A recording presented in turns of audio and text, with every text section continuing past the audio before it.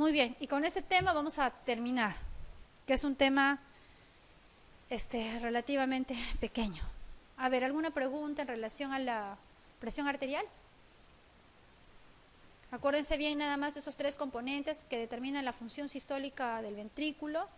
Acuérdense de la precarga y la ley de Frank-Starling, ¿no? Que a mayor volumen, mayor distensibilidad y mayor contracción miocárdica.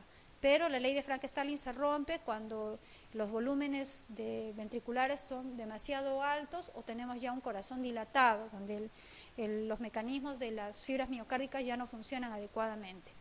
Y la ley de Laplace, postcarga, ¿no? Relación indirecta con el grosor de pared y guarda relación directa con el radio y con la variación de la presión de la cavidad, ¿no? Y la contractilidad miocárdica, que vienen a ser los tres factores que de manera conjunta y mutua tienen que actuar para que exista una buena función sistólica. Ninguno es más importante que el otro, ¿no? Los tres tienen que estar funcionando adecuadamente para que exista una buena función sistólica de los ventrículos. Muy bien. Entonces, en relación a la circulación, primero que la circulación, vamos a tener dos tipos de circulación. La circulación pulmonar y la circulación sistémica, pero que obviamente van a tener que interactuar. Existen patologías cardíacas o cardiopatías congénitas en las que realmente ambas circulaciones son aisladas, o sea, son separadas, y obviamente esto no es compatible con la vida, ¿no? Entonces, estas circulaciones tienen que ver, en algún momento tienen que interaccionar. Esa es una de sus características, ¿no? No son separadas las circulaciones, la pulmonar separada, la circulación sistémica separada, no, tienen que interactuar. Otra característica de esta circulación es que tiene un circuito cerrado. Circuito cerrado porque en ningún momento hay un mecanismo de escape, ¿no? El mismo volumen que pasa por la aurícula es el mismo volumen que transita por todo el sistema, ¿no? El mismo volumen que transita por el ventrículo es el mismo volumen que va a transitar por todo el aparato circulatorio. Entonces es una circulación, es un circuito cerrado. ¿Cómo es que se produce esta circulación? A ver, primero vamos a empezar con la circulación sistémica. La circulación venosa, que se encarga de llevar la sangre desoxigenada de todo nuestro organismo. Las venas, que es el más grande reservorio que tenemos del flujo sanguíneo. Recuerden que es un depósito de sangre. Este depósito representa un 60% de toda la circulación. Por eso que cuando hay una hemorragia, si no actúan adecuadamente los mecanismos estimuladores de contracción a nivel del sistema venoso, ese paciente jamás va a incrementar la presión arterial porque no hay ese volumen de retorno del sistema venoso. Entonces, las venas son los vasos que almacenan el mayor volumen sanguíneo. De la circulación sistémica van a llegar a través de la vena cava superior y la vena cava inferior, que está por aquí, va a llegar hacia la aurícula derecha, de la aurícula derecha, con todo el ciclo cardíaco que hemos visto, va a llegar hacia el ventrículo derecho. Del ventrículo derecho va a enviar la sangre desoxigenada hacia los pulmones, a través de las arterias pulmonares. De las arterias pulmonares, a través de la microcirculación, o sea, aquí se va a desglosar en arteriolas. De las arteriolas van a aparecer las vénulas, ahí se va a producir el intercambio gaseoso, y de las vénulas ya empieza a salir la sangre oxigenada hacia las arterias de los pulmones, hacia las venas, de los pulmones, ya viene la sangre oxigenada. De estas vénulas, van hacia las venas pulmonares, donde ya llevan una sangre con oxígeno, se dirigen hacia la aurícula izquierda, de la aurícula izquierda pasa al ventrículo izquierdo, del ventrículo izquierdo pasa hacia la circulación sistémica a través de la aorta, y de aquí es enviado a los diferentes órganos, ¿no? Primero aquí al corazón, que digamos es la prioridad en todo el sistema circulatorio. Ante una hemorragia o un signo de shock, de hipotensión, el órgano vital que siempre trata de proteger el organismo es el corazón, ¿no? Es el principal órgano que trata de proteger, ni siquiera el cerebro, primero protege el corazón. Entonces aquí es donde tienen que asegurar que llegue adecuadamente el volumen cardíaco. Posteriormente va a enviar hacia el resto de órganos, A órganos que son, digamos, menos sensibles, va a pasar hacia el sistema digestivo. En el sistema digestivo también hay un gran reservorio de volumen sanguíneo que está, tiene una gran diferencia, digamos, como puede utilizar volúmenes pequeños, en caso de hipoxia, por ejemplo, como puede requerir poca cantidad de sangre, y cuando cuando el organismo no necesita volúmenes de sangre, puede funcionar como un reservorio también de volumen sanguíneo. Envía igualmente hacia los riñones, y en los riñones, en el intercambio que se va a dar, que va a ser una de las funciones suministrar oxígeno, pero se va a estimular un poco más el volumen cuando se trate de hacer el intercambio de sustancias tóxicas. Ahí es donde se estimula un poco más el riñón para tratar de que llegue un mayor volumen sanguíneo, ¿no? Y posteriormente a las extremidades, que va a ser los músculos, por ejemplo el músculo esquelético, que allí la estimulación de la vasodilatación a nivel arteriolar se va a producir por las situaciones de hipoxia, por un incremento del ácido láctico. Ahí se va a dilatar las arteriolas para tratar de dar un mayor aporte sanguíneo. Y a nivel de la piel, la estimulación va a ser el tono simpático. Entonces, cada órgano, de acuerdo a la función que le corresponde hacer, va a provocar la estimulación de una mayor vasodilatación de estas arteriolas. Me estoy dejando entender, ¿no? Entonces, recuerden siempre que el órgano prioritario para la circulación, para asegurar el aporte sanguíneo, va a ser el corazón, ¿ya? La función principal que se realiza entre los intercambios entre las vénulas y las arteriolas va a ser justamente el repartir nutrientes, el recoger sustancias de desecho, sobre todo a nivel del riñón, el aportar oxígeno, y en el caso del músculo esquelético, vuelvo a reiterar, el ácido láctico es uno de los que influye muchísimo para provocar la vasodilatación. Muy bien. Entonces este es un circuito cerrado, que ya lo hemos explicado. La circulación pulmonar más o menos representa el 9% de toda la circulación sistémica.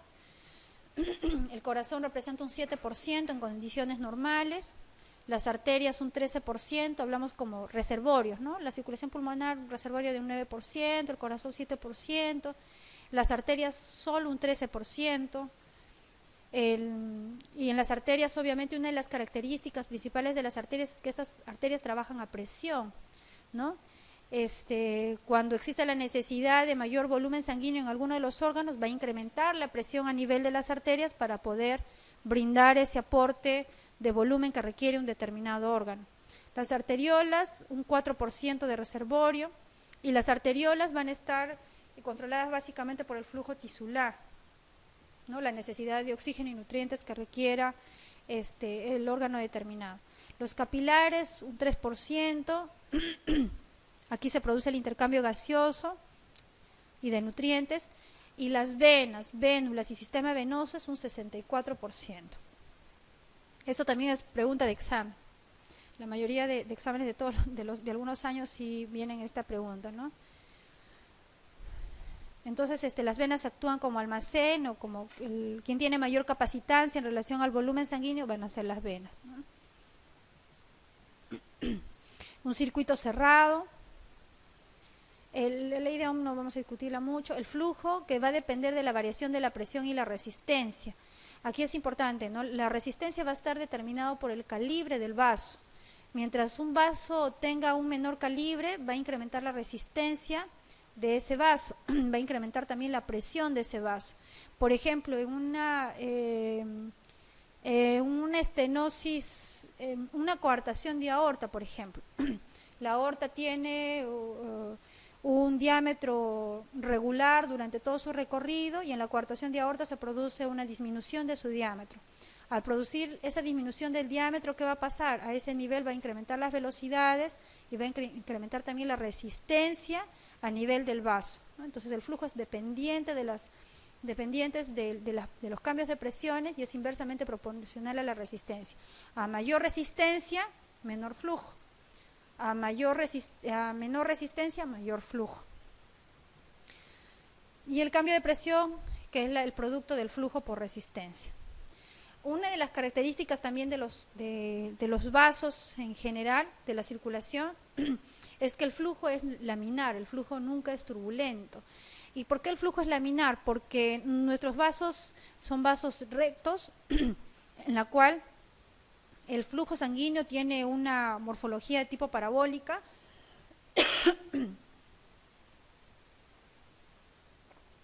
Una morfología de tipo parabólica en la que las velocidades de las paredes laterales es mucho menor a las velocidades centrales. No existe nunca turbulencia. Entonces el flujo es laminar y de tipo parabólico en todos los vasos sanguíneos. ¿Cuándo se produce el flujo turbulento? Cuando se produce una estenosis o un incremento de las resistencias, sobre todo en las zonas de estenosis. Aquí ya se produce la turbulencia de flujo.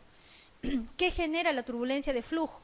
Un flujo turbulento genera de que se puedan formar coágulos a ese nivel, de que esta turbulencia genere un proceso inflamatorio a nivel de las paredes arteriales, lesionando la íntima, lesionando la media, provocando una inflamación a nivel endotelial, por consiguiente formación de coágulos en esa zona, ¿no? Esta teoría del flujo turbulento es muy importante cuando veamos las patologías de fibrilación auricular, cuando veamos los problemas de estenosis a nivel arterial. El flujo turbulento en una arteria puede ser inducido por un aumento en el hematocrito, una disminución en la velocidad de la sangre, una disminución del diámetro del vaso sanguíneo, una disminución de la viscosidad de la sangre o variación en el radio de la arteria. Aquí una disminución en la viscosidad de la sangre. Aquí está, esta respuesta es incorrecta. Esta se produce por la disminución del diámetro del vaso sanguíneo, ya que ha habido un error, chicos, que es la respuesta es la C. A ver, vamos a ver aquí. Paciente varón de 50 años que llega a emergencias por presentar hemorragia aguda. ¿Cómo se distribuye el flujo sanguíneo para irrigar sus órganos? ¿A qué órgano se envía sangre con prioridad? La A, ¿no? Miocardio. La piel, olvídense, ¿no? La piel es lo último que va a enviar. El pulmón, después de aquí, la piel le sigue, la piel sería lo último. Primero va a proteger miocardio, dentro de todas esas alternativas. Segundo va a proteger cerebro. Tercero va a proteger riñón. Luego viene ya las suprarrenales. Al final queda la piel, al final queda el músculo esquelético. Son órganos que no son órganos blancos. Miocardio, cerebro, riñón. Esa es la prioridad de protección. Muy bien, entonces la circulación sanguínea, vamos a tener los dos tipos de circulaciones, ¿no? La circulación mayor, que eso creo que lo hemos aprendido desde el colegio, y la circulación menor. Pero en algún momento lo aprendimos así por separado, pero no, estas circulaciones ambas tienen que interactuar, ¿no? Ambas tienen que interactuar. Muy bien. ¿Cuál es la variable más similar entre la circulación pulmonar y la circulación sistémica? La variable más similar entre ambas circulaciones. El flujo sanguíneo. Aquí los volúmenes que se manejan entre la circulación pulmonar y la circulación sistémica, los volúmenes van a ser los mismos, ¿no?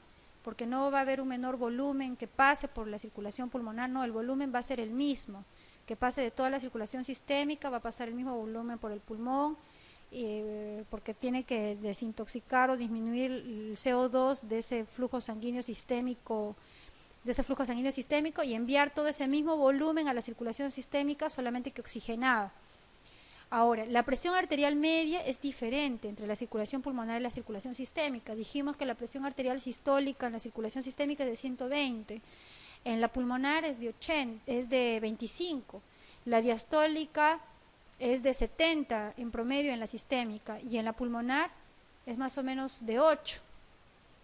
Entonces saquen cuánto es la presión arterial media, ¿no? Es la tercera parte de la presión arterial sistólica menos la diastólica. Entonces obviamente va a haber diferencia entre la presión arterial media, entre la circulación pulmonar y la circulación sistémica. La resistencia al flujo también es diferente. Existe mayor resistencia en los capilares y en las arterias de la circulación sistémica, porque hablamos de mayores presiones. En el flujo pulmonar la resistencia disminuye, la presión capilar es menor. El flujo sanguíneo es el mismo. El flujo sanguíneo se debe por el volumen que va a pasar por toda la circulación. Y la presión arterial diastólica, bueno, que es la variable que también se diferencia, ¿no? Diastólica, sistólica, presión arterial media, resistencias. Recuerden que el pulmón es básicamente volúmenes, cavidades derechas. La circulación pulmonar se diferencia de la circulación sistémica ¿en qué? ¿En qué se diferencia? Su sistema arterial es más distensible en la pulmonar. Las neuronas simpáticas adrenérgicas son menos importantes en controlar las resistencias. Sí, son menos importantes porque en la pulmonar no nos interesa mucho las resistencias. En la sistémica sí nos interesa las resistencias porque aquí se determina lo que es la hipertensión arterial, ¿no? ¿En qué patología únicamente se incrementan o hay variaciones en las resistencias en las arterias pulmonares? En la hipertensión pulmonar, pero que es todo un proceso en el cual se supera las alteraciones de los volúmenes y las presiones a nivel de las arterias pulmonares, ¿no? Las neuronas simpáticas son más importantes en la circulación arterial sistémica. Las arterias sirven de reservorio sanguíneo, las arterias sirven de reservorios sanguíneos más importantes. Los capilares tienen una presión transmural menor, todas. ¿No? Todas son las características propias de la circulación pulmonar. La causa del aumento del flujo sanguíneo en los músculos esqueléticos durante el ejercicio es, liberación adrenal de adrenalina, aumento de resistencia al flujo en otros músculos, disminución en el retorno venoso, aumento del gasto cardíaco, producción local de metabolitos vasodilatadores. La última, ¿no? Todo aquello que sean metabolitos como el ácido láctico, todos ellos estimulan la vasodilatación a nivel periférico y provocan un incremento del flujo sanguíneo. Eso se produce en la etapa del ejercicio sobre todo, ¿no? ¿Cuál de las siguientes estructuras alberga un 60% de la sangre corporal? Venas. Venas es nuestro reservorio de sangre. La E, perfecto. El flujo sanguíneo en la piel es controlada por, ¿qué dijimos? Actividad adrenérgica simpática. Piel, actividad adrenérgica simpática. Músculo esquelético, metabolitos, ácido láctico que induzcan vasodilatación a nivel arteriolar, a nivel capilar, perdón. En el caso del riñón, que es otro órgano importante, un incremento de las sustancias, de las toxinas, sustancias tóxicas que provoquen también mayor estimulación o una disminución del flujo sanguíneo cuando hay vasoconstricción de las arteriolas aferentes. Muy bien. Acerca de la circulación, ¿cuál es incorrecta? Las arteriolas, ¿cuál es incorrecta? Las arteriolas son consideradas del control del flujo sanguíneo. Las grandes venas son vasos de capacitancia, vasos de reservorio. La circulación capilar se caracteriza por su flujo laminar. Aquí en la circulación, ahorita vamos a ver, 2/3 de la resistencia se debe a las arteriolas. El flujo laminar tiene un perfil parabólico. Entonces, aquí la respuesta es la circulación capilar. Hasta las arteriolas, el flujo es laminar. A nivel de la circulación ya capilar, o sea, ya hablamos de la microcirculación, el flujo no es que se torne turbulento, pero ya pierde, ya no es laminar. Aquí lo que quiero resaltar también es que las arteriolas son consideradas del control del flujo sanguíneo, o sea, las arteriolas se encargan del control del flujo sanguíneo. Y los 2/3 de la resistencia se deben a las arteriolas, ¿no? Las arteriolas son importantes porque se encargan de la resistencia. Y por último, la microcirculación. Les prometo que es algo bien pequeñito. La microcirculación, bueno, se va a dar ya entre la arteriola y la vénula. Ya hablamos a nivel ya del intercambio de nutrientes. Las arteriolas se van a caracterizar porque van a presentar fibras musculares, que van a encargarse como que de la contractilidad del arteriola y van a responder mucho a la estimulación simpática. Las vénulas no van a tener obviamente esa función, simplemente son vasos de conductancia. Antes de que se produzcan, se ramifiquen en los capilares verdaderos, que estos no tienen fibras musculares que las rodeen y que actúen como esfínteres, vamos a tener los esfínteres precapilares que van a estar bordeados también por fibras musculares. Entonces, la dilatación aquí de los capilares, desde las arteriolas hacia los capilares, va a depender de los estímulos que hemos mencionado de los diferentes órganos, ¿no? Para que se produzca el intercambio y finalmente se produzca la entrega de desechos hacia el sistema venoso.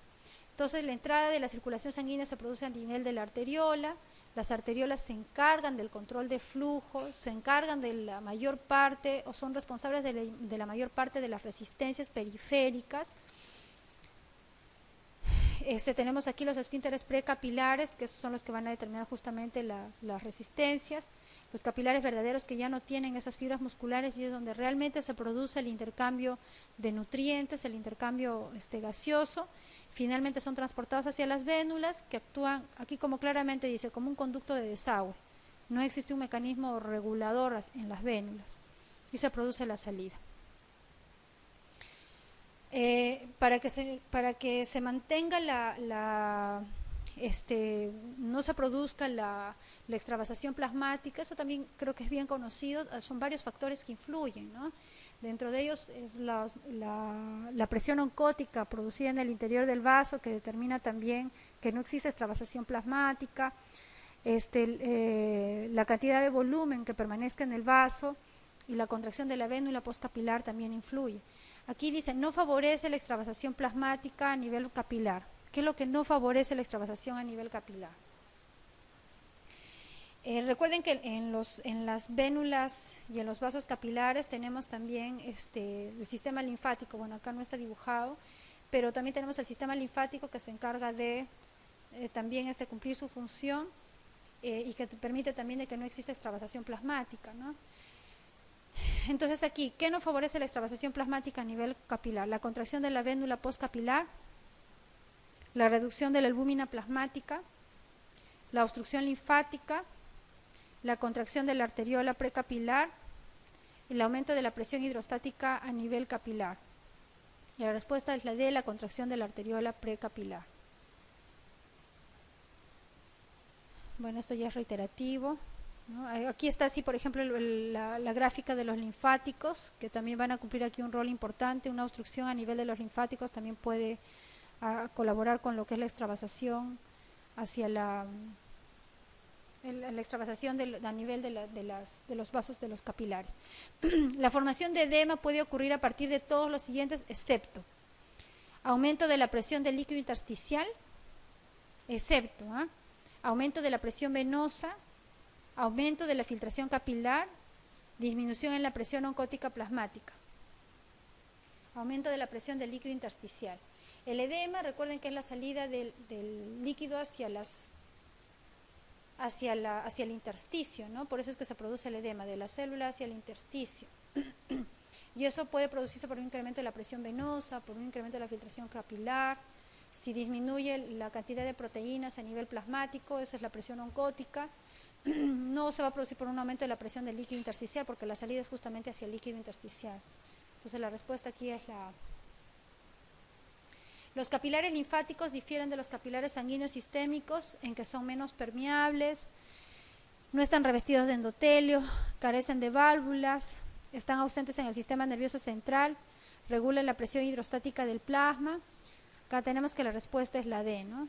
Los linfáticos, acuérdense siempre que no están en el sistema nervioso central, ¿no? Los linfáticos están en todos los demás tejidos a nivel de la unión de las vénulas con los capilares, pero no a nivel del sistema nervioso central. En el miocardio tenemos también este sistema linfático. Recuerden que los linfáticos son vasos que carecen de endotelio. No tienen válvulas, a diferencia de los capilares, a diferencia de las vénulas. Las vénulas tienen, todo el sistema venoso y todo el sistema capilar tienen válvulas. Sobre todo el sistema venoso tiene válvulas que permiten el retorno venoso hacia el miocardio, a diferencia del sistema linfático que carece de válvulas. Regulan la presión hidrostática del plasma. Si hubiera obstrucción a nivel del sistema linfático, obviamente también tendríamos extravasación y formación de edemas. Terminamos. Bueno, chicos, Aquí, dentro de todos los temas que hemos revisado, lo más importante y lo que se pregunta más en los exámenes, sobre todo ciclo cardíaco, esa gráfica en la que se comparan las presiones del ventrículo, de la aorta, de la presión venosa, revísenlas, memorícenlas, ustedes mismos diseñen su propio gráfico, porque de ese gráfico vienen muchas preguntas. Y de la conducción eléctrica, ¿no? De la circulación no vienen muchas preguntas y nada, hay que entender bien lo que es la fisiología, vuélvanlo a revisar porque toda la patología cardíaca que vamos a revisar en lo posterior va a ser fácilmente entendible si entendemos la fisiología, incluso la parte de fármacos, ¿ya? Muy bien, eso ha sido todo, chicos. Gracias.